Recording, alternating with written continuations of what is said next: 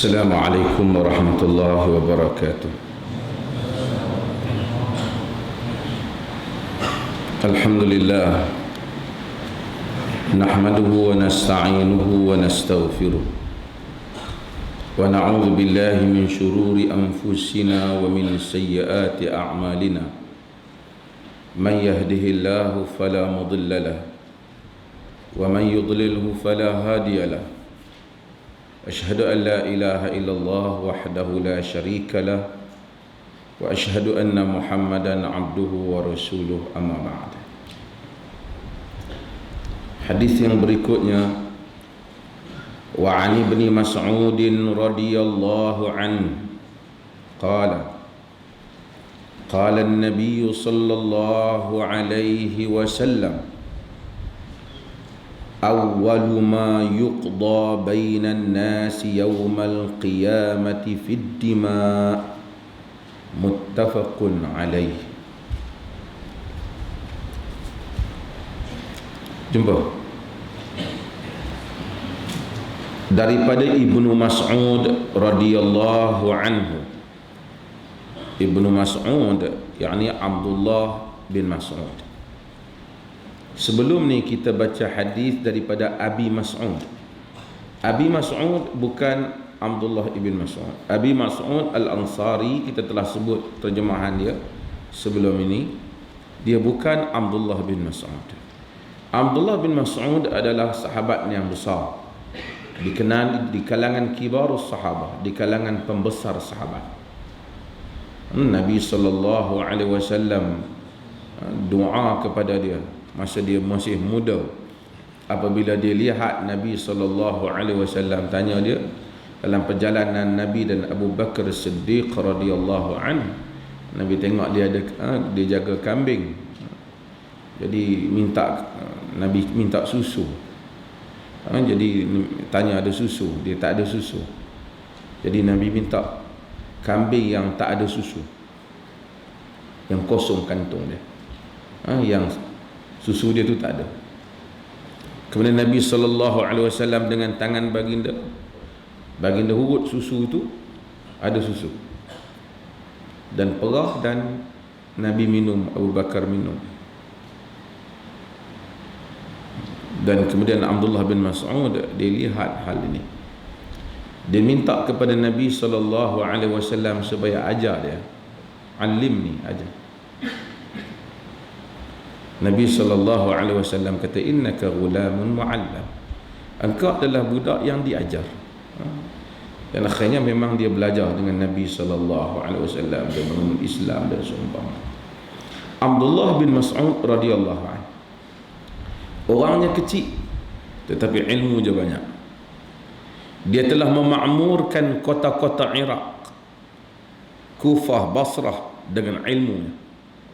Dan kebanyakan qaul ataupun pandangan-pandangan yang dilontarkan di dalam mazhab Abu Hanifah diambil daripada qaul Abdullah bin Mas'ud. Abdullah bin Mas'ud alim jalil di kalangan sahabat, dan sahabat banyak rujuk kepada dia. Kita pernah baca hadis yang gunakan batu masa berzikir, kan? Abu Musa Al-Asy'ari tengok ada kaum yang berkumpul di dalam masjid dan kemudian buat halaqah zikir. Tapi Abu Musa Al-Asy'ari dia sahabat pun dia tak berani nak bagi keputusan. Dia tunggu Abdullah bin Mas'ud. Dia kata, ra'aitu fil masjidi anifan amran angkartuhu walam ara walhamdulillahi illa khaira. Aku tengok di masjid tadi satu perkara yang aku tak pernah tengok, tapi nampaknya macam bagus. Apa dia? Qaumun hilaqan julusun yadhkuruna Allah wa fihim rajuli fayaqulu hallilu mi'a wa yuhalliluna mi'a, kabbiru mi'a fa yukabbiruna mi'a, sabbihu mi'a fa yusabbihuna mi'a. Ada satu orang tekong, ada halaqah zikir, ada satu orang tekong. Tekong ni dia akan kata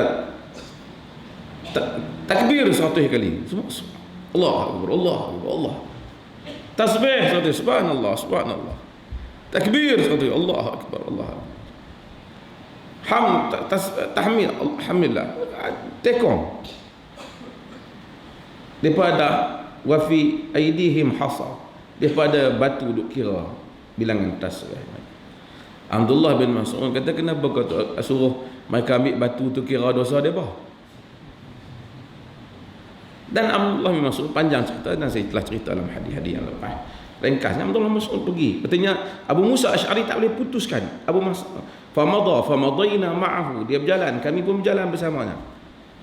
Fawaqafa ala hilqatan min tilkal hilaq. Dia pun berhenti daripada salah satu kumpulan zikir itu. Dia kata, ayuhan nas, ma hadha alladhi arakum tasna'un. Wahai manusia, apa yang sedang aku lihat kamu buat ini? Dia kata, ya Abu Abdurrahman gelaran dia. Kami sedang tasbih, tahmid, zikir, guna batu ni. Dia kata, kenapa tak ambil batu kira dosa kamu? Tuhan sedang menjamin pahala. Lepas tu Abdullah bin Mas'ud kata satu perkataan, waihakum ya ummat Muhammad, ma asra'a halakatakum, haula'i sahabatu nabiyyukum mutawaffirun, wa thiyabuhu lam tubla, wa aniyatuhu lam tuksar, a antum ala millatin hiya ahda min millati Muhammad am muftatihu abwabut talalah. Celaka kamu wahai umat Muhammad, amat cepat sekali kebinasaan kamu. Sahabat Nabi masih lagi ramai, baju Nabi pun belum buruk lagi, mangkuk pinggan Nabi minum makan pun belum lagi pecah. Adakah kamu rasa kamu ni lebih berpetunjuk lebih daripada petunjuk Nabi? Maksud kamu rasa kamu lebih mendapat petunjuk daripada Nabi? Ataupun kamu sebenarnya membuka pintu kesesatan?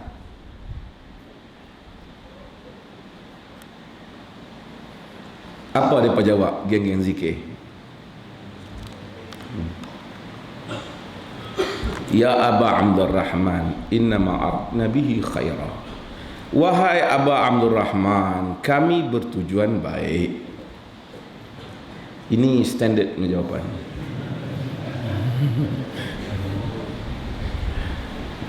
Hadis Sunan Darimi. Kata Abdullah bin Mas'ud, kam muridin lil khair lam yusibu syai'a. Kata Abdullah bin Mas'ud, betapa ramai orang yang nak buat baik tapi tak betul. Sebab tak follow sunnah Nabi sallallahu alaihi wasallam. Abdullah bin Mas'ud, yang penting Abdullah bin Mas'ud ialah tokoh yang menjadi rojokan sahabat. Abu Musa Asy'ari alim juga, tapi dia tak boleh buat keputusan. Kita tanya Abdullah bin Mas'ud. Karena Allah menjadikan sebahagian sahabat lebih alim daripada sebahagian yang lain. Sebahagian yang lebih alim daripada sahabat yang lain. Agama ini beramal dengan apa yang ditunjukkan oleh Nabi sallallahu alaihi wasallam. Bila orang beramal dengan apa yang ditunjukkan oleh Nabi sallallahu alaihi wasallam, sekalipun sedikit tapi sadrul rah, dada kita lapang, kita tahu hak ni Nabi punya, yang ni Nabi yang tunjuk. Sebab tu Allah kata, liyabluwakum ayyukum ahsanu amala. Huwa alladhi khalaqal mauta wal hayat liyabluwakum ayyukum ahsanu amala. Allah telah ciptakan mati dan hidup supaya dia menguji kamu, ayyukum ahsanu amala. Siapa di kalangan kamu yang amalannya terbaik? Bukan ayyukum aktsaru amala, bukan siapa yang paling banyak amalannya, tapi siapa yang paling betul amalannya. Jadi nak cari amalan ni tak ada cara. Nak kena balik kepada petunjuk Nabi. Hatta anak-anak murid sahabat pun Abdullah bin Mas'ud marah kerana tak ikut petunjuk Nabi sallallahu alaihi wasallam. Kalau nak claim, semua orang boleh claim. Macam orang claim. Dan kita ada apa? Habib mana? Bukan salah, marah Habib lah. Klaim kata nak tengok Nabi dalam mimpi. Nabi kata bahawasanya Nabi sayang kepada bangsa Indonesia. Bangsa Indonesia ialah umat kesayanganku. Itu saya letak dalam Facebook. Malaysia mempunyai pesaing yang hebat sekarang. Kita perlukan satu mimpi yang lebih hebat untuk mengatasi mimpi itu. Pasal semua lawan dengan mimpi belakang kan. Macam dengan Doraemon.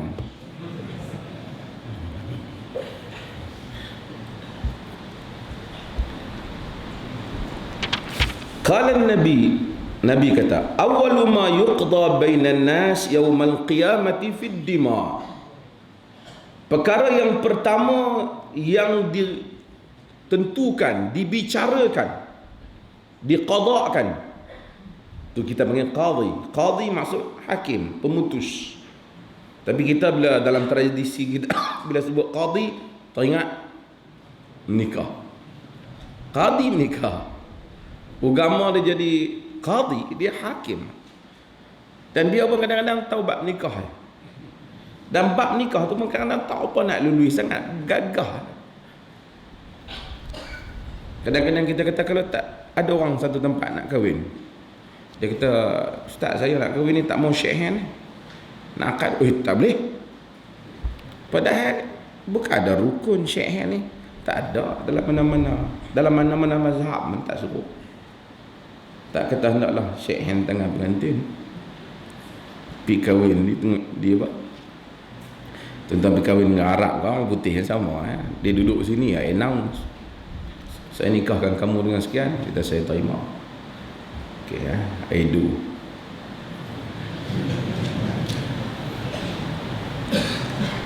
Dia akad kontrak.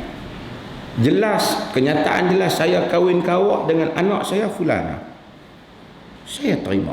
Takkan ada makna lain lagi, saya terima kahwinan. Itulah maknanya. Dalam Sahih Bukhari, Imam Bukhari buat sebaliknya. Jika seorang kata kawinkanlah anak kau denganku, bapa dia jawab, aku kawinkannya. Kata Imam Bukhari sah. Imam Bukhari dalam Sahih Bukhari.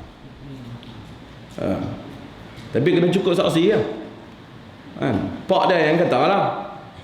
Dengan bukan pak dia, bukan pak dia.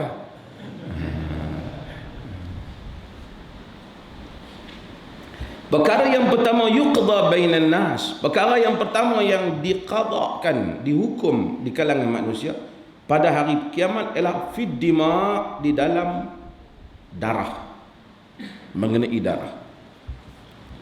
Hadis ini mungkin kita akan rasa macam keliru sikit sebab kita dengar ada hadis yang pertama perkara awwalu ma yuhasabul abd yuhasabu bihil abd yaumal qiyamah salatuhu. Perkara yang pertama yang hamba dikira, dihitung di hari kiamat kelak ialah sembahyang dia. Yang ni dia kata tentang darah. Jadi yang ni macam mana nak taufiqkan antara hadis? Bila ada satu hadis kata macam ni, ada hadis kata macam ni, nampak pada zahir macam bercanggah. Yang ni ada satu ilmu di dalam bidang hadis, dia panggil ilmu mukhtalaful hadis ataupun mukhtaliful hadis. Hadis yang mukhtalaf, ataupun dia panggil ilmu muskilul hadis atau muskilul athar, di mana ilmu tentang hadis-hadis yang nampak macam bertentangan, sama ada bertentangan dia dengan hadis, hadis bertentangan dengan hadis, atau hadis bertentangan dengan Quran. Demikian juga kalau hadis bertentangan dengan fakta. Maka ulama-ulama hadis kena bincang macam mana cara nak damaikan dia, nak reconcile, nak harmonisekan dia. Kerana hadis mungkin hadis tak salah, tapi dengan syarat kedua-duanya kena sahih lah. Satu hadis palsu bertentangan dengan hadis sahih, tak ada makna lah. Ambil palsu, buang terus lah. Suruh pergi lah ke Indonesia ke, kalau Sulawesi tak apa lah. Tapi apabila dua hadis sama-sama statusnya sahih, maka kita nak tengok, kerana para rawi yang meriwayatkan hadis, kadang-kadang dia riwayatkan tu, dia habaq hadis tu mungkin tak habis. Dia tak habaq semua hak Nabi kata, kerana mungkin masa dia cerita tu dia anggap orang dah tahu, ataupun dia cerita penuh kawan yang record balik tu. Masa dulu tak ada ni apa nama semua peralatan rakaman ini. Yang ada ialah hafalan rawi dan juga catatan mereka. Mungkin mereka catatkan balik separuh daripada report balik, ataupun dia narration, dia transmit balik hadis tu dalam bentuk yang mana tak habis. Maka kita kadang-kadang tidak tahu dalam konteks apa Nabi cakap tentang apa yang sebenarnya. So bila kita tengok hadis yang macam ni, para ulama hadis tengok dalam berbagai riwayat, maka buat kesimpulan. Yang pertama yang Nabi cakap tentang semayang tu, Nabi bercakap dalam konteks, iaitu hukuman yang pertama, perbicaraan yang pertama yang Tuhan akan bicara mengenai amalan seorang hamba dengan Tuhan, salat. Yang ni tentang isu diri kita ni. Dan perbicaraan isu yang pertama yang akan dibicarakan berkaitan kita dengan orang lain, pertama berkaitan dengan darah. Jadi dua-duanya pertama, tapi dalam kategori yang berbeza. Mungkin dia bicara yang solat dulu, atau dia bicara hak amalan kita dengan Tuhan dulu. Dia ambil solat yang pertama. Lepas habis pindah amalan kita dengan Tuhan, amalan kita dengan manusia lain. Maka dengan manusia lain yang pertama ialah berhubung dengan darah. Sebab itu ada hadis yang telah dikumpulkan. Abdullah bin Mas'ud riwayat dua sekali. Dia kata yang pertama tentang amalan dia ialah awwalu ma yuhasibul am alaihi as-salah wa al-awwalu ma yuqda bainan nas fi dima. Perkara yang pertama yang hamba dihitung tentang diri dia ialah sembahyang. Perkara yang pertama dia dihukum mengenai manusia ialah berhubung dengan darah. So sembahyang nak kena bagi betul. So Allah akan main sembahyang tu. Kok mana pun bila sembahyang tergeliat lah. Sembahyang tak boleh bagi. Sembahyang kena bagi betul. Tak boleh bagi sembahyang Allah bagi 5, jangan 3. Manusia mungkin terlena, mungkin apa, tapi dia mesti 5. Dan tak payah buat 6. Setengah orang terlajak kan, lepas main Jumaat nak buat Zuhur pula. Cukup Allah bagi 5. Kemudian kita nak bincang tentang isu darah ni. Darah penting. Curi hak orang dosa, ambil harta orang dosa, tapi menumpahkan darah orang adalah dosa yang paling besar. Menumpahkan darah orang adalah dosa yang paling besar.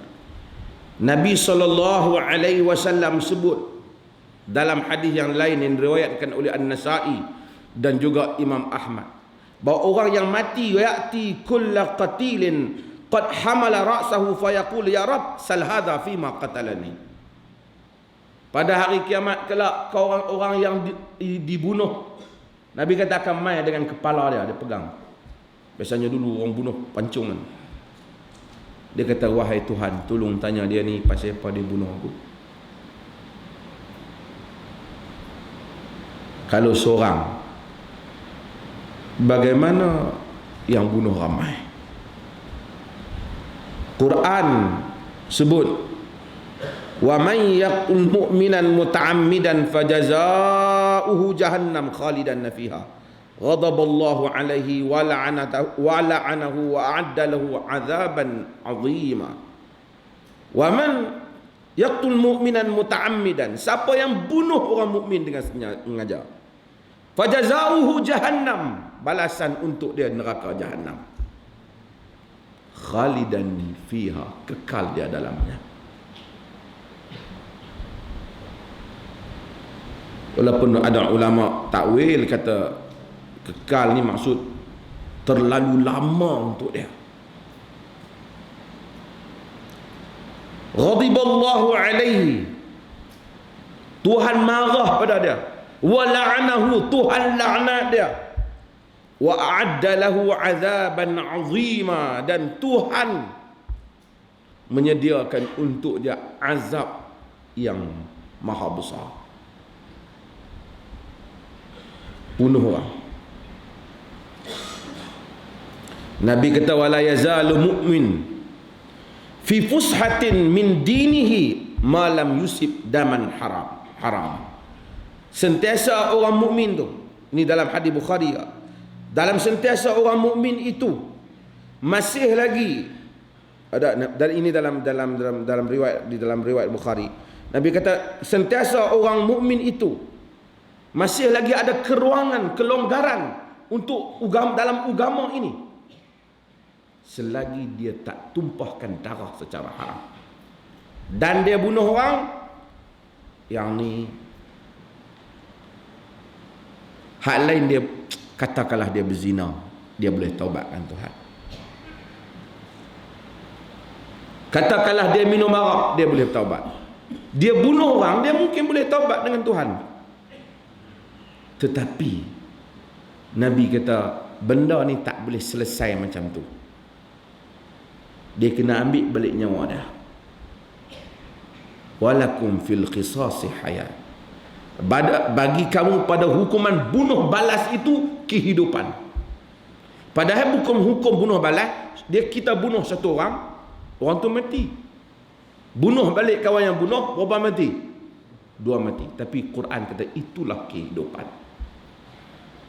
Kerana sekejap kita akan tengok, kerana apabila satu orang tawa'at nafsuhu qatla akhi, Quran kata, bila dia telah merelakan nafsunya, dirinya untuk membunuh saudaranya. Kerana bila orang first time nak bunuh, dia berlawanan jiwa dia. Secara psikologinya, secara apa, perasaannya bertarung. Ketak antara berani tak berani, antara berani tak berani, antara nak buat tak buat. Ni bukan masuk mengkut ni, bunuh orang. Sebab Quran kata fatawa'an nafsuhu qatla akhi, merelakan nafsunya untuk membunuh. Kerana nafsu, macam mana pun kata manusia ni tak muslim pun,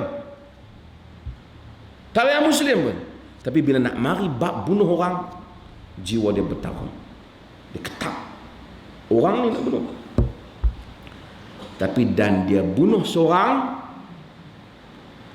dia ada potensi untuk bunuh yang kedua.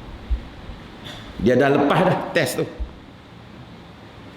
Sebab itu Allah kata bunuh orang ni hayat, kehidupan.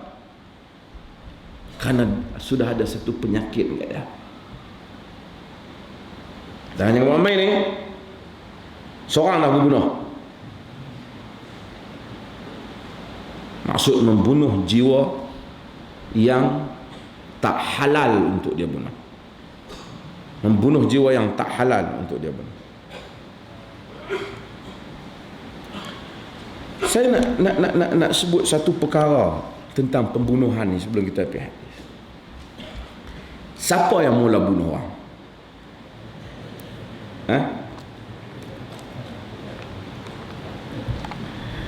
Riwayat Israiliyat kata yang bunuh mula Qabil dan Qabil. Okey.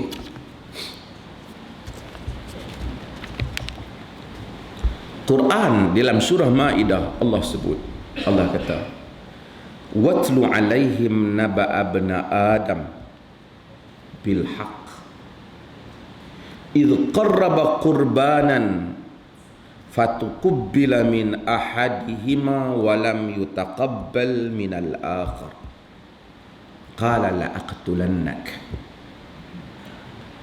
Allah kata watlu alaihim naba abna adam, cerita kepada mereka kisah 2 orang anak Adam. Bil haq, cerita yang sebenar. Idh qarraba qurbanan, ketika 2 orang mempersembahkan korban. Allah kata fatuqabbala min ahadihima wa lam yutaqabbal min al-akhar, diterima daripada salah seorangnya, tidak diterima daripada seorang lagi. Apa cerita ni? Kunun riwayat Israiliyat kata Hadis tak ada. Riwayat Israiliyat kata Nabi Adam ni dan isterinya Hawa, Adam and Eve. Nabi Adam dan isteri dia Hawa, apabila dia ada peraturan, anak yang keluar sekali seperut dia daripada orang tu kan, keluar tak boleh kahwin. Dia kena kahwin kalau hari ni kata keluar laki dengan perempuan, besok laki dengan perempuan, keluar laki dengan perempuan sekali ni dia tak boleh kahwin. Dia kena kahwin dengan perempuan yang hari berikutnya. Ini Israiliyat, bukan hadis. Jadi Adam ni setelah 100 tahun Adam turun, katanya dalam riwayat Israiliyat kata turun di India. Syok India. Tu dia macam romantik sikit.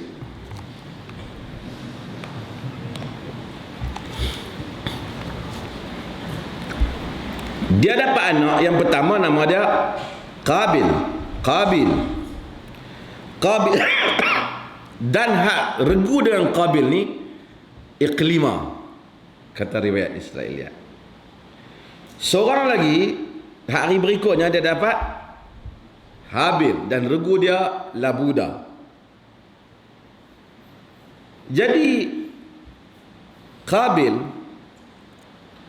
dia kena kahwin dengan Labuda, tapi dia tak mau, dia nak kahwin dengan Iqlima. So krisis di kalangan mereka, berebut. Untuk selesaikan benda tu, maka dua-dua persembahkan korban. Katanya Qabil dia kerja tanam, dia tanam gandum apa semua. Habil dia belah kambing. So Habil pilih kambing yang paling best, yang terbaik. Qabil pilih hal lebih kurang daripada gandum dia. Lalu Allah Subhanahu wa taala zaman tu dia letak, tengok api turun makan yang mana. Nak tengok korban siapa yang diterima. Ni riwayat Israiliyat, bukan ada hadis. Dalam buku Yahudi kata. Lalu api turun terima yang kibas lah.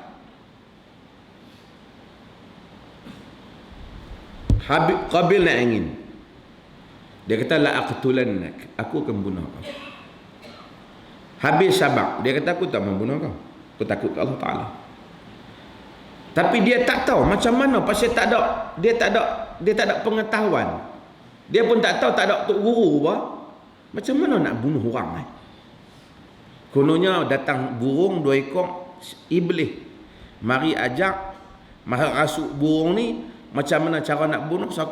Burung ni bunuh yang lain, katok kepala dia. So dia pun bunuh saudara dia dengan cara dia katok kepala. Dia ambil batu besar, dia empat, mati. Katanya ketika itu Adam duduk di Mekah. Cerita. Jadi Adam duduk di Mekah, dia tengok bumi bergegar, pokok-pokok jadi kering, air jadi pahit, udara semua kira jadi teruk. Adam kata mesti something wrong dah berlaku. Jadi dia balik semula ke India, dia tengok-tengok Habil telah bunuh, Qabil telah bunuh Habil.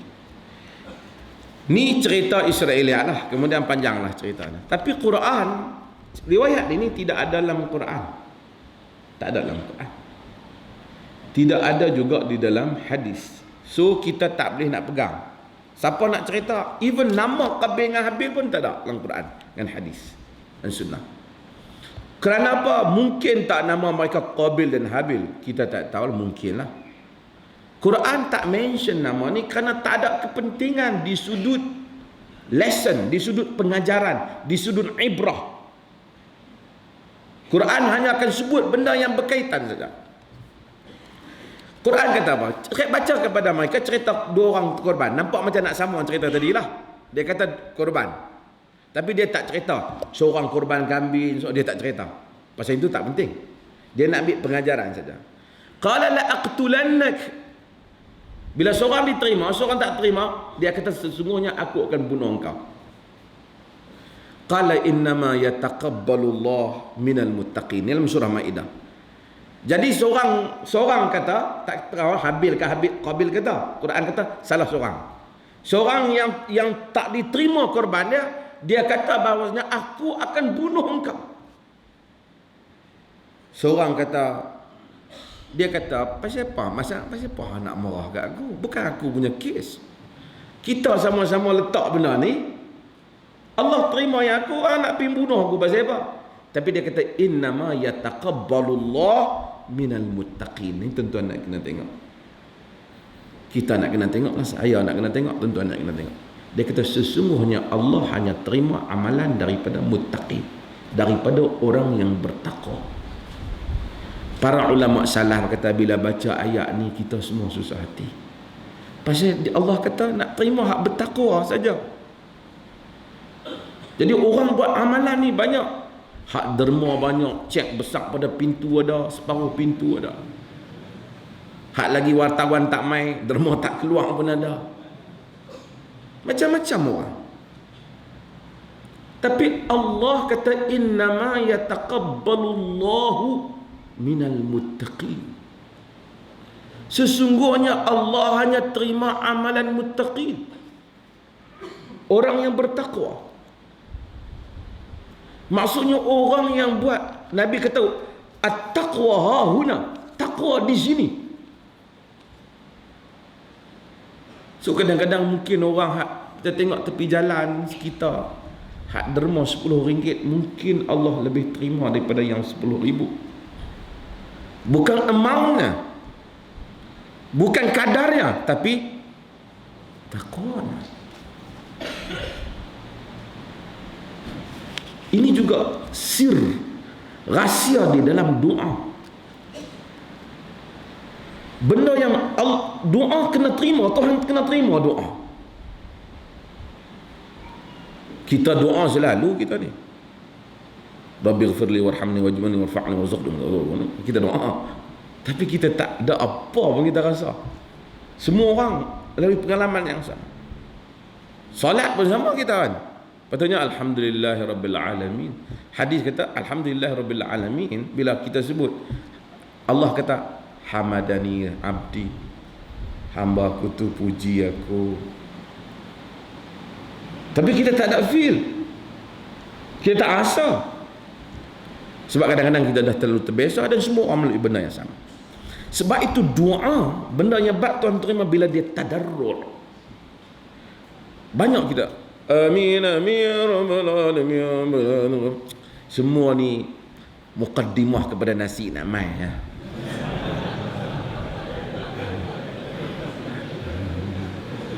Nak berkelai ya, tak apa. Berkelai habis-habisan. Muqaddimah nasi nak mai saja. Meaningless, tak ada makna. Tambah doa, moga panjang kalau umur baginda, keluarga baginda. Takut kena tindakan ya.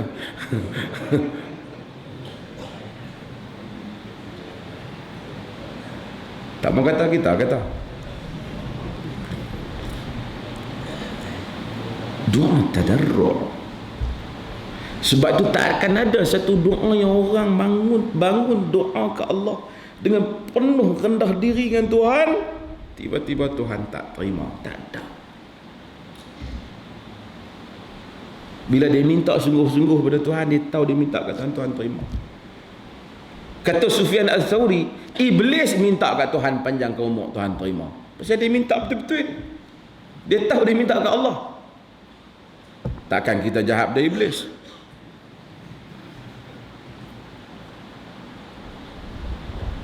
Tapi bila satu orang tadarrur, betul-betul rendahkan diri di depan Tuhan, ya Allah.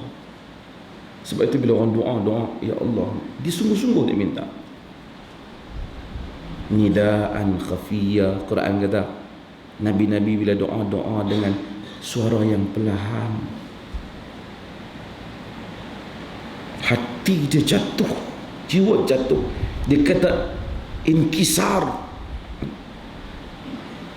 pasrah. Dia kata, ya Rabb, tolong aku. Tuhan tolong. Tak ada dia tak tolong. Dia janji. Tapi kata, ya Allah tolong, ya Allah tolong. Terus teringat orang tu, teringat orang ni, teringat masa duk tolong ni, duk terbayang lah, tolong kawan member aku mai boleh.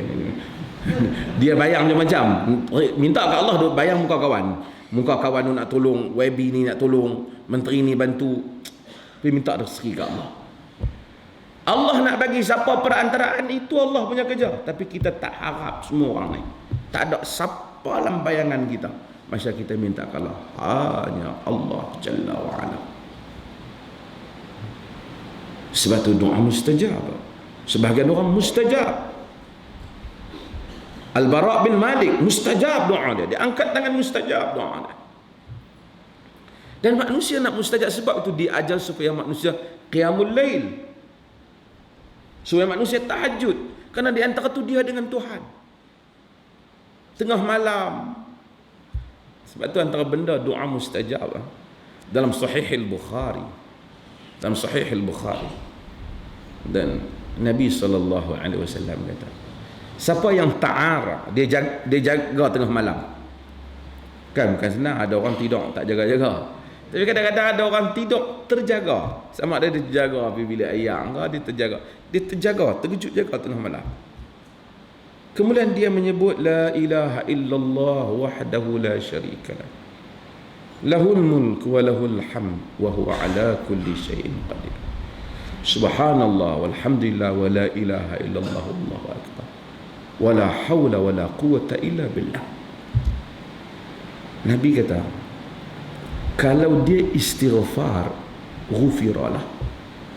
Kalau dia istighfar selepas daripada tu, selepas dia kata ni tak solat lagi ni, baru sebut dia, bangun tengah malam, hadis sahih, rahsia doa. Tak payah pergi cari senjata untuk lebay. Tengok Sahih Bukhari. Dia bangun-bangun tengah malam terkejut. Dia kata la ilaha illallah wahdahu la syarikalah, lahul mulk wa lahul hamd wa huwa ala kulli syai'in qadir. Subhanallah alhamdulillah wa la ilaha illallah wallahu akbar wa la hawla wa la quwwata illa billah. Tapi kata dengan faham. Nabi kata, jika sekiranya dia istighfar, Tuhan ampun. Jika sekiranya dia doa, doa mustajab. Jika sekiranya dia azama wa huwa azama faqama fatawaddaa wa shalla qubila salatu. Jika dia bangun bersungguh lagi, dia pergi berwuduk, kemudian dia salatnya diterima.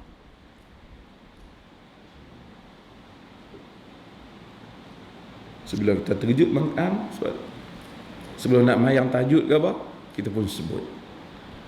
Tak tunggu semayang lagi ni, terus kita doa. Lepas sebut terus doa. Hati yang muttaqin, Nabi kata mustajab. Tak percaya kita buat. Tapi jangan duk test Tuhan pula. Setengah orang nak test tengok. Dia ingat ni test, dia ingat apa? Tayar kereta. Setengah pasal apa? Aku kan hajat sangat. Saja aku nak minta, nak try. Ada Tuhan bagi ke tak? Kita jangan biadab. Kita minta pada Tuhan benda yang kita mau, benda yang kita nak. Okey, Allah sebut, cerita lagi. Apa pasal ni cerita pembunuhan saya nak cerita. Apa saudara dia ni jawab? Saudara dia kata, la in basatta yadaka litaqtul ilayya, la in basatta ilayya yadaka litaqtulani ma ana bi basitin yadiya ilayka liaqtulak inni akhafu Allah rabbal alamin. Dia kata, jika engkau jatuhkan kepadaku tanganmu untuk membunuhku. Ini dia jawab, aku tidak akan menjatuhkan tanganku kepadamu untuk membunuhmu, kerana aku takutkan Tuhan semesta alam. Ni dia krisis dua orang ni. Ulama-ulama sebut dalam fiqh, Kalau orang tampil nak bunuh kita, boleh kita duduk saja. Ni macam anak Adam ni. Ni dia panggil kitabus babus siyal. Bukan siyal. Bukan sial. Siyal. Orang serang kita. Ayat ni juga digunakan oleh Uthman bin Affan untuk dia tak pertahankan diri apabila dia diserang. Para ulama fiqh menyebut, jika sekiranya orang yang serang kita itu bukan Muslim, kafir, wajib kita pertahan diri. Tapi jika yang serang kita itu Muslim, dia atas salah faham dia dengan kita tak buat benda tu pun, dia kata kita buat, ataupun mungkin kita buat, tapi kesalahan tu tak sampailah mati, kita bayar balik lah. Dia bawa main parang nak bunuh kita. Kita ada dua pilihan. Kita boleh pertahan diri kita daripada dia bunuh. Tengoklah padan lah. Kalau dia bawa kayu besar ni, kita pergi buruh parang tengkok dia, aku selamatkan diri, dia tak boleh lah. Kita berdosa, kita bunuh dia. Tapi kalau dia bawa mari parang semua, dia antara dua, tak mati dia, kita mesti mati. Boleh tak kita bunuh dia untuk selamatkan diri kita kerana dia serang kita? Dari segi fiqh boleh. Kalau itulah kita yakin dengan segala yang kita tahu, kalau kita tak tetak dia dulu, memang matilah kita hari ini. Harus. Terutama bila wajib, dan jadi wajib jika kita ada anak isteri semua, dia pisang, wajib kita bertahan. Tapi kalaulah dia serang kita, kita kata macam ni lah, aku bukan tak boleh lawan hang, tapi aku malas lah nak bunuh-bunuh orang. Terpulang hang. Abang kita pergi berkelahi dengan kita, adik-beradik kita, adik kita berkelahi, dia bawa parang mai. Kerana tanah sejengkai ke, rumah sebiji ke, jadi besar sangat dia bawa main parang. Dia tetak kita boleh mengelak, kita tak elak. Maksudnya kita boleh bawa parang tahan, tapi kita sabar, dia bunuh kita mati. Adakah kita masuk membunuh diri? Tak. Dalilnya dalil ayat ni. Sebab apa? Sebab anak Adam hak seorang ni, dia boleh bertahan diri dia, tapi dia ambil keputusan. Dia kata, kalau hang jatuhkan tangan hang bunuh aku tak jatuh tangan hang. Aku takut Tuhan semesta alam. Inni uridu antabu bismi wa ismika fatakuna min ashabin nar, dzalika jazaa'uz zalimin. Aku mau kau patah balik ke Allah Ta'ala, bawa dosa aku dengan dosa hang masuk di dalam neraka, hang termasuk di kalangan orang-orang yang zalim. Itulah balasan pada orang yang zalim. Quran kata fatawwa'at lahu nafsuhu qatla akhihi faqatalahu. Yang ni Quran hebat ayat dia. Fatawwa'at lahu nafsuhu qatla akhihi faqatalahu. Dia tawwa'at lahu nafsuhu, dia merelakan nafsunya untuk membunuh saudaranya. Sebab bukan senang bertarung ni, nak bunuh tak bunuh, nak bunuh tak bunuh. Ketak ni tarik, orang nak bunuh orang teringat ketak lah ni. Melainkan gangster yang nak bunuh orang. Tapi first time orang nak bunuh orang ni, ketak. Tapi tawa'at lahu nafsuhu qatla akhi, bunuh saudara, faqatalahu, dia bunuh. Quran ajaib. Dia Quran tak cerita dia pun pergi ambil batu, lepas tu pergi ambil batu naik atas bukit, lepas daripada bukit rempas atas kepala, mati. Quran just tak mau gambaran pembunuhan itu digambarkan. Faqatalah, dia bunuh. Cukup. Padahal boleh ke Quran diceritakan macam mana pembunuhan tu? Kerana tak ada faedah. Dia tak mau imajinasi membunuh orang tu main dalam fikiran pembaca. Faqatalahu. Quran kata, fa asbaha minal khasirin, dia termasuk di kalangan orang-orang yang rugi. Kemudian Allah kata, fa ba'athallahu ghuraban, Allah hantar burung gagak. Yabhathu fil ard liyuriyak kaifa yuwari sawata akhi. Kaifa yuwari sawata akhi. Quran kata Allah hantar burung gagak pun tunjuk kat dia macam mana dia nak tanam mayat saudara dia. Dia tengok macam mana, tak tahu, Quran tak cerita. Barangkali lah kok gagak ni lawan sama sendiri, mati gagak korek lubang ke apa, gagak tanam benda, dia pun fikir, weh, kalau ada benda tanamlah. Ini mula manusia tanam. Kemudian dia kata qala ya wailata a'ajaztu an akuna mithla hadzal ghurab. Dia pun kata amboi celakanya aku. Takkan tak retikah aku untuk buat macam mana yang burung gagak ni buat. Okey, saya nak skip ayat ni. Sehingga Allah kata yang berikut, min ajli dzalika katabna ala bani Israil annahu man qatala nafsan bighairi nafs faka'annama qatalan nasa jami'a.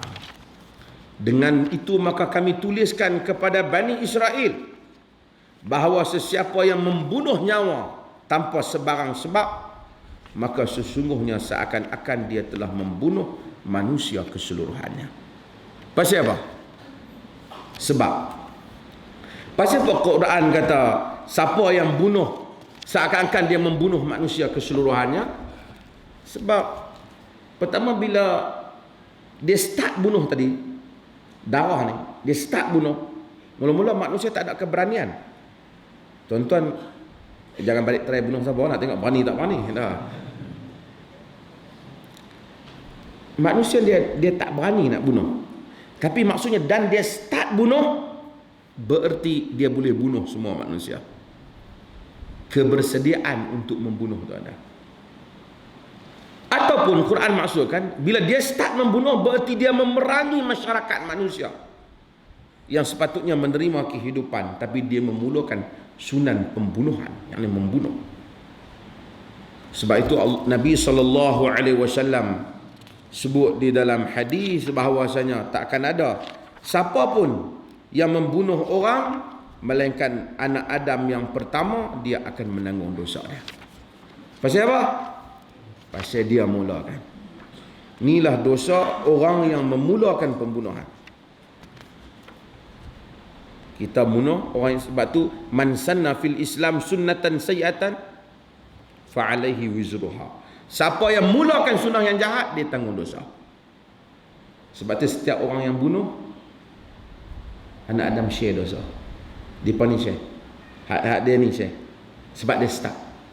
Sebab tu kita jangan mula di kampung-kampung kita, jangan buat benda pelik-pelik. Tempat kerja kita buat dulu benda tu, mula orang tak buat, kita dah pindah.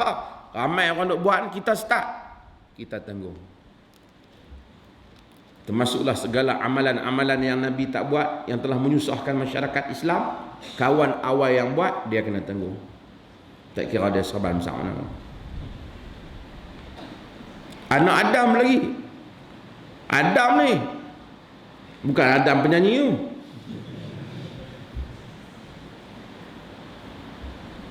Dia tanggung.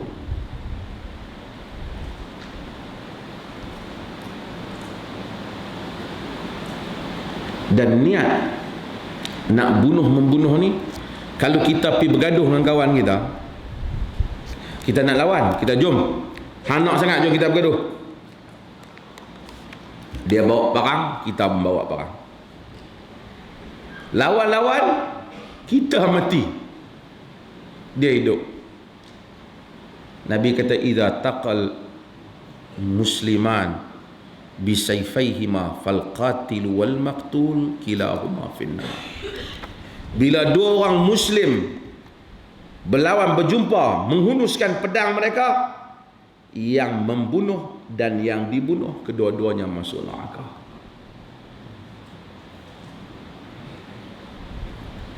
Kalau kita seronok jadi gangster kan, membunuh dan yang dibunuh, kedua-duanya masuk neraka.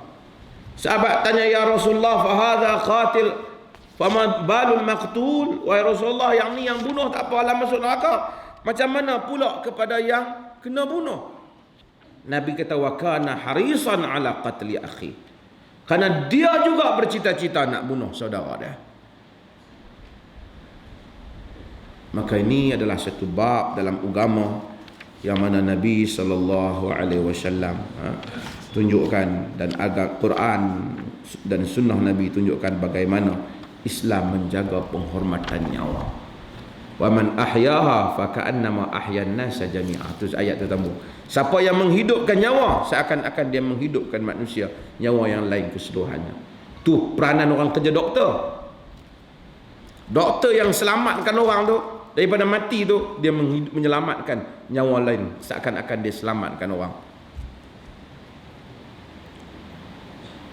So, kerja doktor ni pahala besar. Ramai orang selamat. Saya kadang-kadang respect juga sebahagian kawan-kawan yang jadi doktor dan mereka kerja, bukanlah salah kerja di hospital swasta, tapi mereka sacrifice, mereka kerja di hospital kerajaan walaupun gaji tak berapa banyak, kerana nak menyelamatkan orang. Kadang-kadang bukan salah, kita bukan kata semua doktor, dan bila duduk hospital yang mengharapkan orang sakit, payah. Sebab tu kadang-kadang dia kalau sakit sikit dia tak seronok. Sakit banyak sikit kos kena.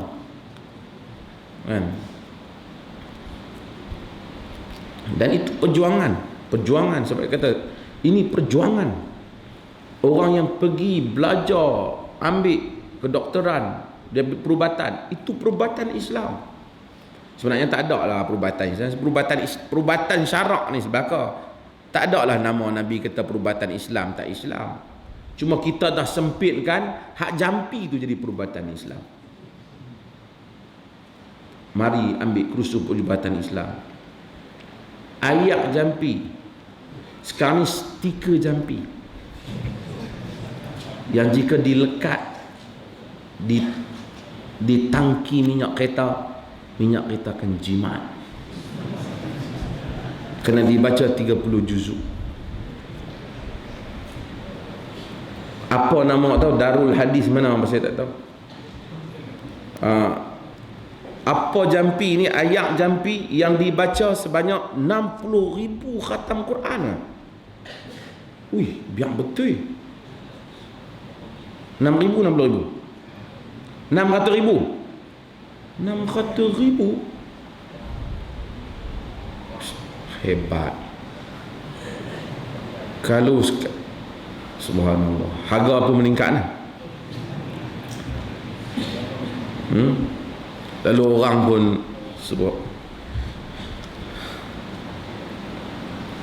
tak meningkat orang kita. Dan agama kalau macam ni punya cara trend dan kerajaan dalam masa yang sama kena ambil perhatian, terutama mereka pihak berkuasa agama. Bukanlah suruh ambil tindakan, tapi cara kita bagi kesedaran, inikah agama.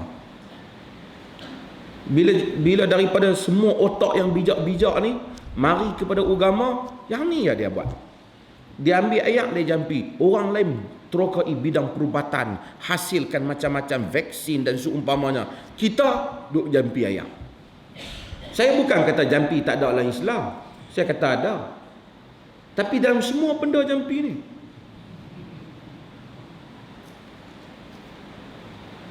minyak tak cukup, jampi. Makanan tak cukup, jampi. Doraemon ni. Saya bukan Nabi. Nabi memang bismillah, tapi Nabi mengambil. Nabi berbekam. Nabi sakit kepala, Nabi bekam. Maksudnya Nabi ambil satu perubatan. Sedut, darah keluar. Kerana tak Nabi bismillah, hilang. Orang sakit, Nabi hantar kepada Al-Haris bin Kaladah. Dia pakai perubatan Arab. Dia bukan Muslim, tapi dia pakai perubatan. Nabi hantar pergi ke dia. Ibn Hajar sebut nama dia. Sebab ini ilmu.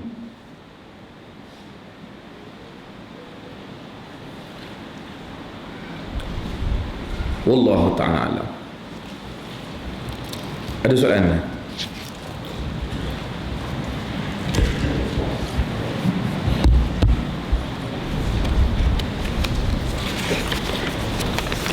Ada soalan?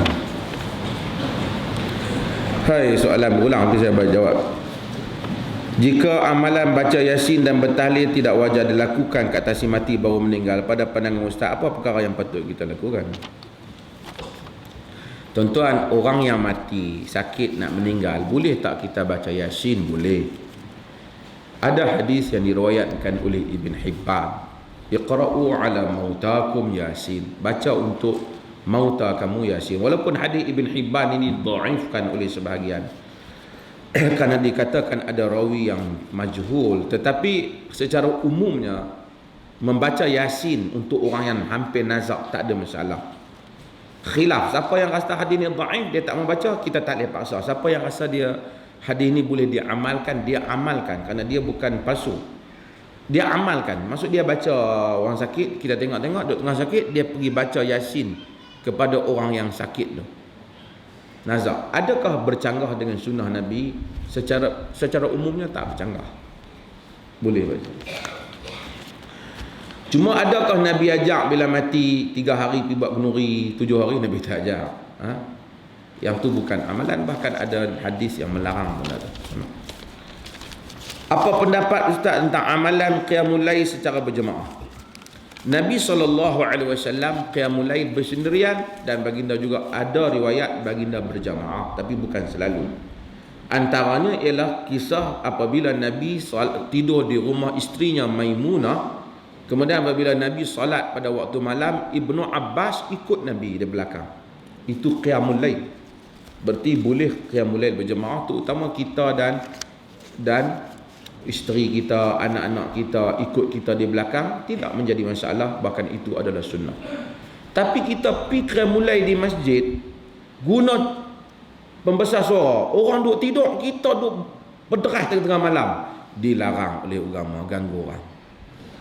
Nak semayang lah kita, bubuh mikrofon. Nampak budak mungkin nak pergi sekolah lah apa besok. Lagi kan Nabi tak benarkan orang baca Quran kuat dalam masjid, dalam riwayat Abu Daud. Ini siap dengan Allah. Tak perlu. Nak sendiri. Adakah seorang dikira kalah ujian apabila meninggalkan solat disebabkan sihir? Kalau dia orang sihir dia, sehingga dia ughmiya alaih, dia pitam, maka masa dia pitam tak wajib solat. Macam mana nak solat? Pitam. Tapi apabila dia bangun daripada pitam, dia sedar, dia solat. Kerana syaitan akan lebih menguasai dia apabila dia meninggalkan solat. Solat tu wajib. Kadang-kadang orang dah kena syaitan, terutama sihir. Apabila orang tu dia baca ayat Quran, syaitan lagi ganggu dia. Dan dia rasa macam beban sangat bila dia baca Quran. Sebenarnya kalau dia bersabar, dia akan dapati sebenarnya syaitan tekan dia kerana syaitan dalam keadaan kesakitan. Jin dalam keadaan kesakitan. Kalau dia teruskan baca ayat Quran, tak reti sangat pun, a'udzubillahi minasyaitonirrajim, a'udzubillahi minasyaitonirrajim, a'udzubillahi minasyaitonirrajim, qul a'udzu birabbin nas, qul a'udzu birabbil falaq. Dia baca semua surah-surah ni. Lagi berterusan dia baca, sihir itu akan habis. Tapi bila dia baca sekejap, dia mari ganggu dia, tekan dia pun stop. Syaitan menang.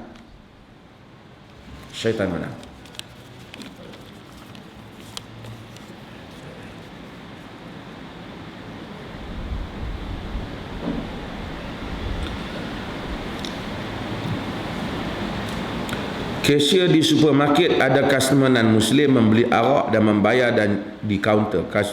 Cashier Muslim, apakah hukumnya? Nabi sebut dalam hadis, Allah laknat semua yang terlibat dengan arak. Tukang angkat, tukang bancu, semua yang terlibat, yang minum. So termasuk juga cashier. Dan ini kerajaan kita kena ada peraturan. Di samping duk buat demonstrasi geng-geng tu, ini benda penting. Muslim tak boleh jual liquor, tak boleh menguruskannya. Marks and Spencer dia cuba buat walaupun ada bantahan di UK dalam beberapa bulan, saya ingat 5-6 bulan lepas. Dia Muslim minta, pekerja Muslim tak mau. Kalau dia bawa arak datang, pekerja Muslim ada right untuk kata next counter please, pergi ke kaunter sebelah. Cuma kemudian ada orang bantah. Biasa Mak Saleh ni dia bantah, dia kata tak boleh, dia nak pulau Mak Spencer kerana ada layanan yang tak adil. Tapi saya tak tahu apa seterusnya, rasanya dia tarik balik polisi tu. Tapi sekurang-kurangnya dia cuba. Kita tak kata non-Muslim tak boleh minum arak, dia boleh minum arak dalam tempat yang tertutup dia. Tapi kaunter dia tak sepatutnya, dia mesti ada kaunter khas. Kalau dia ada 10 barang, yang orang nak beli 10 barang, kaunter, sepatutnya siapa yang nak beli kena pergi kaunter sana. Tak boleh. Termasuklah juga yang kerja di 7-Eleven dan seumpamanya, mereka tak boleh. Masa saya mufti Perlis dulu, kita keluarkan 7-Eleven semua, kita Muslim tak boleh, kaunter tak boleh terlibat dengan penjualan ini. Ni kita tengok wasatiyah macam mana boleh tak?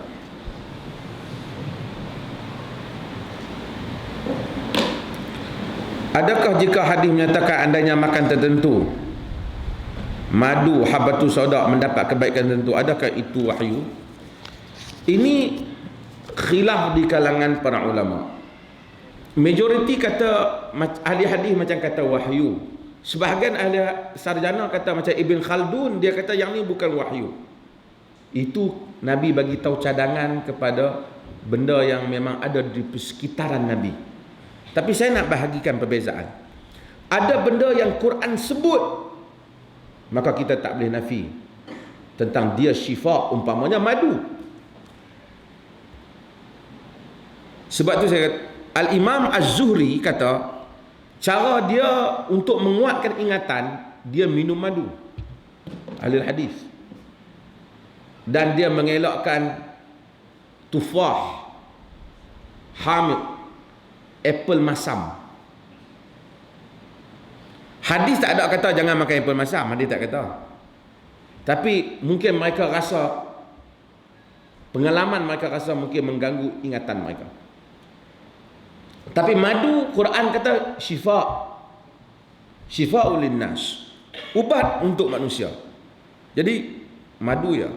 Satu lagi yang Quran sebut, zaitun, watini waz zaitun, yakadu zaituha, minyak zaitun. Ya. Zaitun dan minyak zaitun, olive oil, ini antara benda yang disebut dalam Quran. Syajaratun mubarakah, zaitun, pokok yang diberkati, zaitun.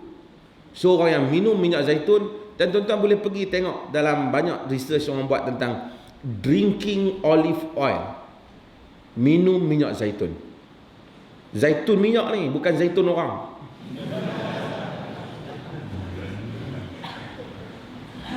Minum zaitun pula, minum minyak olive oil, sangat berfaedah, banyak benda. Ni pun kempen tak? Mana minyak zaitun, siapa bagi IQ punya banyak? Sebotol berapa? RM35. Bukan saya meniaga, saya tak ada, tapi duit tu masuk ke IQ, ada kawan kita bagi. Tapi saya nak cerita, betul minyak zaitun tuan-tuan boleh try. Pertama, bukan Quran sebut syajaratun mubarakah, ambil setiap pagi tuan-tuan minum. Mungkin nak bagi lebih semangat, pergi ke internet tengok drinking olive oil. Kadang-kadang orang Quran tak percaya amat, tapi research orang putih, orang iman dia kuat. Bila kita tengok research, banyak tentang kelebihan minum minyak zaitun. Minyak hak tak bagus itu minyak ayam goreng hak hitam di pasar malam, hak tu jangan kita minum. Tapi minyak zaitun bagus. Okey, apa lagi yang Quran sebut? Ini Quran sebut. Yang ni kita kata Allah. Kemudian ada benda-benda yang Nabi buat, habbatus sauda, Quran tak sebut, tapi hadis sebut. Habbatus sauda syifa min kulli da. Tapi habbatus sauda ni khilaf para ulama. Adakah Nabi sebut kerana itu the best herb yang kita patut guna dalam perubatan, ataupun Nabi sebut something yang boleh dicapai oleh orang Arab dan refer kepada perubatan Arab? Kalau Nabi sebut ginseng ke apa, tak ada di tanah Arab. Bukan tungkat Ali. Tungkat Ali ada di tanah Arab. Jadi maksudnya pokok lain. Ali, tungkat Ali, kacik Fatimah, semua Syiah. Okey. Ini Ibn Khaldun kategorikan ini sebagai bukan wahyu. Ibn Khaldun ni pandangan. Tapi saya kata Nabi, yang penting Nabi bukan kempen tu. Nabi kempen sakit berubat, bukan sakit duduk subhanallah alhamdulillah selesai. Sakit main minum air sembuh dak. Ambil sesuatu untuk berubat. Ambil sesuatu. Maka bekam kerana perubatan yang diguna pada zaman tu. Nabi masa cedera, dalam Sahih Al-Bukhari disebut ada tikar yang dibakar dan disapu kepada luka. Sehingga ahli hadis kata kita pun nak tahu tikar tu dibuat daripada daun apa. Dapat siapa-siapa buat kajian, buat keluar pula tikar mungkang Malaysia pula. Semua hak bagus kan Malaysia. Okey, yang pentingnya yang tu khilaf. Cuma manusia disuruh untuk mencari sesuatu yang bermanfaat. Jadi benda yang tanpa syak lagi, madu dan minyak zaitun. Apakah hukum solat di masjid yang mempunyai kubur atau masjid yang kiblatnya menghadap kubur?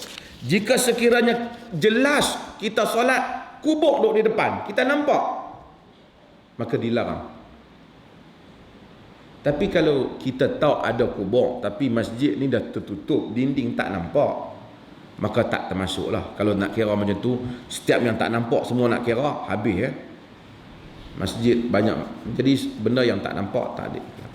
Yang mana nampak terus mata kita dengan kubur, macam pertama dia nak tak mau kita diganggu, kedua tak mau macam orang nampak kita menyembah kubur.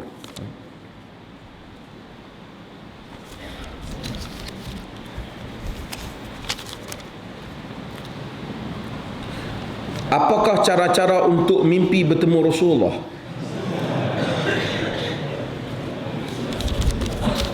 Sekarang ni ramai nak mimpi ya. Tuan-tuan, saya dah sebut. Pertama, sesiapa Nabi kata man ra'ani fil manam faqad ra'ani. Siapa yang tengok aku dalam mimpi, dia benar-benar melihat aku. Ini hadis Bukhari. So, kalau siapa tengok sungguh Nabi dengan Nabi tu, sifat Nabi tu, Nabi seperti Nabi yang dalam hidup Nabi, dia memang tengok Nabi. Tapi kalau dia tengok Tok Arab mana, syaitan menyerupa dan mengaku jadi dia perasan jadi Nabi, bukan Nabi lah. Man ra'a ni maksud siapa yang tengok aku, berarti dia benar-benar tengok Nabi lah. Macam kelebihan, dapat kelebihan tengok Nabi. Okey. Adakah Allah bagi semua orang dapat tengok Nabi? Sekarang ni semua orang claim ni tengok Nabi. Sebab tu para ulama kata mimpi bukan hujah. Dia kata saya mimpi malam tadi jumpa Nabi. Kau ni pula kata mimpi. Kalau mimpi jadi hujah kacau. Sebab tu dalam sebahagian ajaran agama, dia mimpi je dia buat tempat ibadat dah kan. Kita tak tahu. Orang yang Allah bagi tengok Nabi memang dia ada kelebihan. Orang-orang salih dapat melihat Nabi, tapi mereka tidak menjadikan ini sebagai isu ataupun sebagai bahan cerita untuk mengangkat diri mereka. Kita ada ramai orang salih dulu, mereka mungkin tercerita benda ni pada orang yang terdekat mereka, tapi tak pernah ada orang buat satu tulisan, satu majlis khas nak mencerita saya jumpa Nabi, buat rakam dalam YouTube lagi. Ini sum'ah, riya. Kalau benar dia tengok, kan?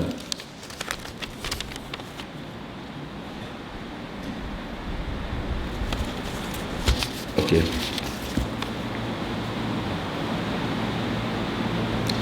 Ada tak hadis sahih yang menyatakan 37 golongan yang hanya dapat masuk syurga? Satu, iaitu ahli sunnah wal jamaah.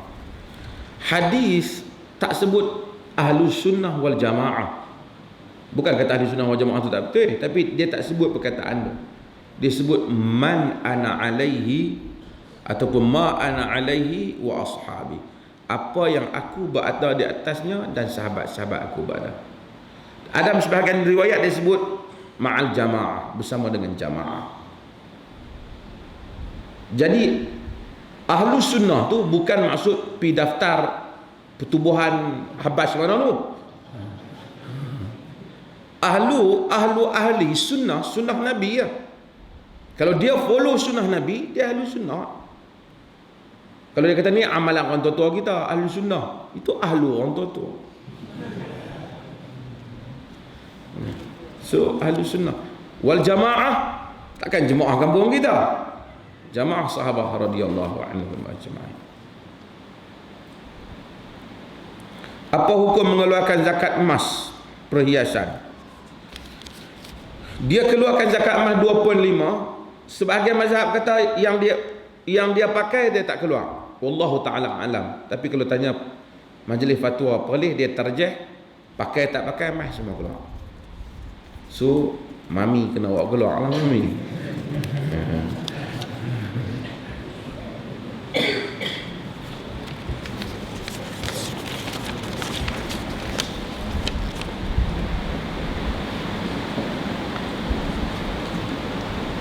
Apakah pemakanan doktor? Kacau. Makan apa? Makan mie goreng gitu. Tuan-tuan, Tok saya tanya soalannya ni, la yanfa'us, tak memberi manfaat. Saya bukan teladan. Tanya apa pemakanan Nabi boleh ya? Apa pemakanan imam-imam besar boleh ya? Ni cokir kok jalan macam saya tak payah tanya. Tanya orang yang hebat. Apa? Siapa Uwais Al-Qarni? Uwais Al-Qarni, saya ingat dari tengok YouTube lah. Uwais Al-Qarni adalah satu orang yang disebut sebagai afdalut tabi'in oleh sebagian para ulama. Tabi'in yang terbaik, kerana nama dia Nabi tak nak jumpa dia, tapi Nabi sebut dia. Nabi sebut dia daripada Yaman. Sehingga Nabi suruh kalau jumpa Uwais, suruh kamu jumpa Uwais, kana barran liwalidi. Dia sangat baik kepada ibu di walidati. Dia sangat baik kepada ibunya, bi ummi, dengan ibunya. Maka Nabi suruh sahabat kalau jumpa Uwais, suruh doa.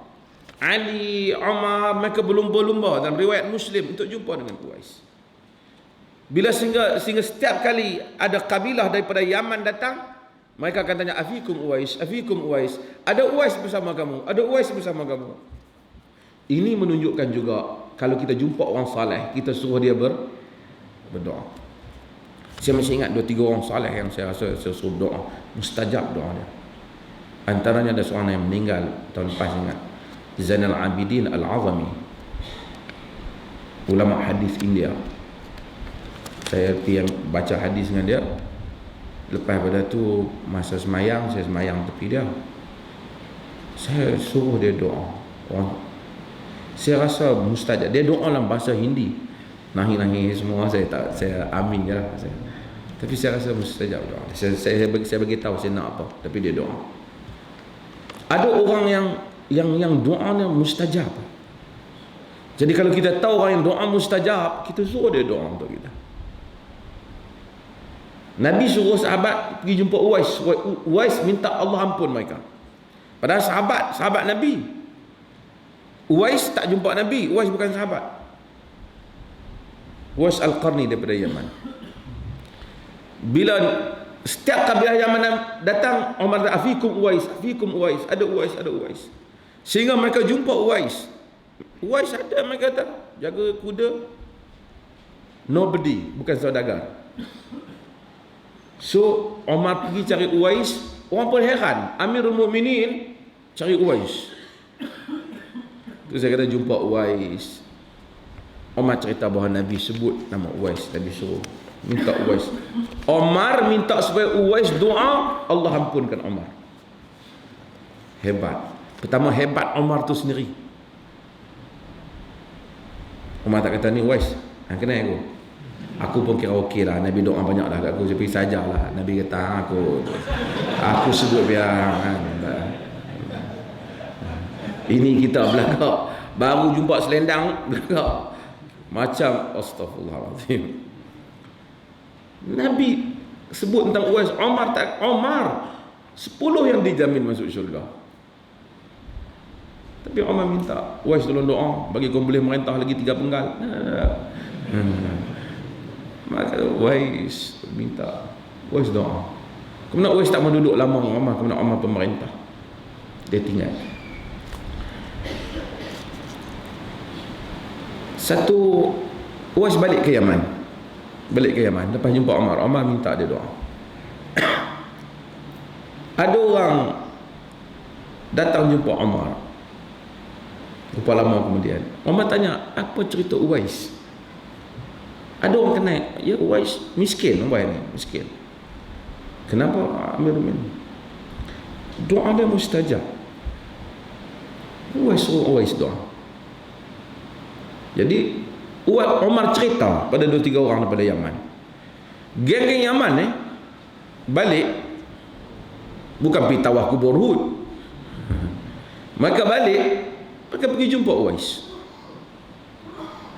Kata mereka pada, wahai Uwais, tolong doa untuk kami. Uwais kata, apa kau nak suruh aku doa untuk kau? Kau orang musafir, Allah mustajabkan doa orang yang musafir. Betul. Uwais kata, barangkali kamu jumpa Umar, Amirul Mukminin. Dia kata, ya Amirul Mukminin cerita doa kamu mustajab. Uwais doa pada mereka, dan selepas itu tidak diketahui ke mana Uwais pergi, kerana dia rasa dia tak mau famous. Dia terkejut bila orang mula tanya dia. So dia melarikan diri kerana dia tak mau diketahui sebagai satu orang yang mustajab doa dan seumpamanya. Cuma dia tak ambil sikit lah kesempatan buat ayak jampi jual RM5 satu. Biar abang kata malam tadi Nabi mai. Ni abang kata Nabi mai, jampi ayak dah naik dah RM10. Ni nama dia Nabi. His name is mentioned by our Prophet sallallahu alaihi wasallam. Namanya disebut oleh Nabi sallallahu alaihi wasallam.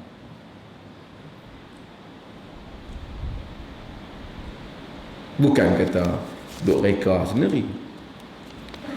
Sebab tu bila kita baca salafus salih dan kita lihat orang yang Imam Malik kata sesungguhnya kebaikan umat ini dengan mengikut orang yang awal, bukan ikut yang kemudian. Tapi bila dunia internet, dunia selebriti, semua orang tak baca sejarah salaf. Macam soalan tadi, tak, macam saya kata soalan tak tahu ustaz buat apa ustaz? No. Semua hak kemudian ni nobody. Bukan kata tak iktiraf ada orang soleh, tapi siapa nak dibandingkan generasi yang awal? Mereka contoh teladan. Kemudian manusia kemudian sumpah tak betul, zahirnya tak betul, lisannya fasih kata Nabi, hatinya munafik. So nak contohi yang awal, baca Uwaisul Qarni, baca Umar bin Khattab, baca Az-Zuhri, baca para sahabat radhiyallahu anhum, baca salafus salih. Iman mereka betul, jujur, Allah berkati mereka. Walaupun mereka tak kaya macam yang kemudian korang buat bisnes. Adakah Nabi itu ummi? Last saya jawab.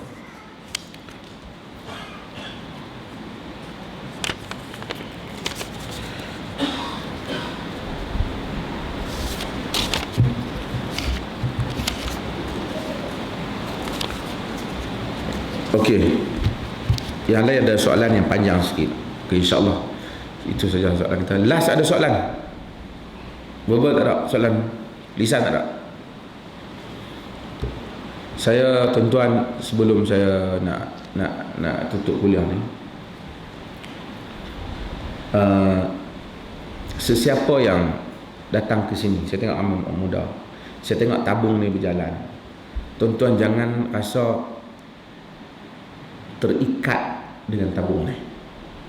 Maksud kata, saya ni duit tak ada, pergi kuliah ni tak berbubuh apa pula.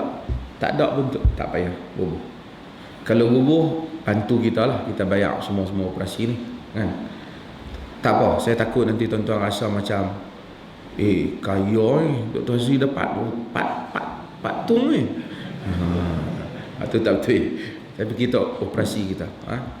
Kedua ialah bagi orang yang ada duit sikit, kalau mereka mereka bawa kuih ke apa, mereka letak di situ pun satu kebaikan lah. Bukan rukun mengaji, tapi boleh kalau bawa letak di situ satu sedekah ataupun kebaikan. Saya tahu sebahagian ni pelajar universiti, saya tahu kadang-kadang kuliah ni sudah lewat macam ni, kadang-kadang ikut mereka balik nak pergi cari makan.